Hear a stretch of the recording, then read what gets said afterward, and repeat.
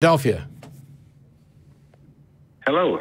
You were calling to say, why do people convert to religion when they're faced with fear of death? Basically, the no atheists in foxholes thing. Yes, that's it. Exactly right. Yeah. So the no atheists in foxholes thing has nothing to do with belief. It's basically a statement that when the going gets tough, people get desperate and they'll probably do just about anything. We should point out that the Military Association of Atheist Freethinkers actually has a collection of people who are atheists in foxholes. Yeah, including me. I'm sitting next to someone who was an atheist in foxholes. Oh, cool. Yeah. But the thing is, setting aside the notion of foxholes, we know this isn't true. We know that there are plenty of people who have gone to their grave under incredibly trying circumstances and pain and suffering and everything else who don't reach out to a God, who are not believers. If it were the case that people in desperate times largely reached out to a God, that's not a testament to what they believe.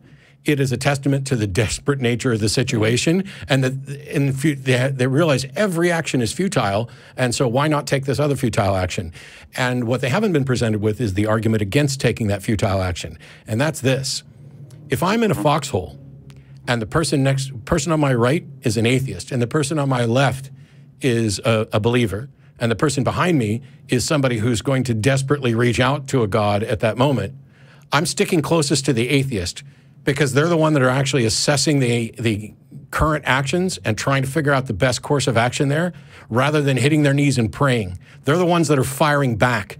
They're the ones that are doing what they can to help pull people out of that rather than going into a panic state where they feel they need to reach out to an imaginary friend. It's simply not true that all people will reach out to a God under trying circumstances. It is garbage. It is an insult that is being tossed around with this no atheists in foxholes by believers. And what they don't realize is that they are actually damaging their case for their belief in doing so. Because what they're doing is not saying, oh, you guys all actually know there's a God and you'll come to him when the going gets tough. No, they're suggesting that a lifetime spent being actually convinced that there's a God and being faithful and serving a God can be roughly equivalent to someone in a panic state saying, holy crap, I'm fucked, please get me out of here, supernatural friend. It diminishes the value of their religion. It doesn't actually disparage atheists at all. And even if every single human being in history in a trying time had reached out to a God, that's no more evidence for the existence of a God than if they hadn't.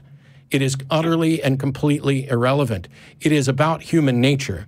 It is about what people will do when pressed, when in fear, when despondent, when every possible course of action they could come up with seems like futility.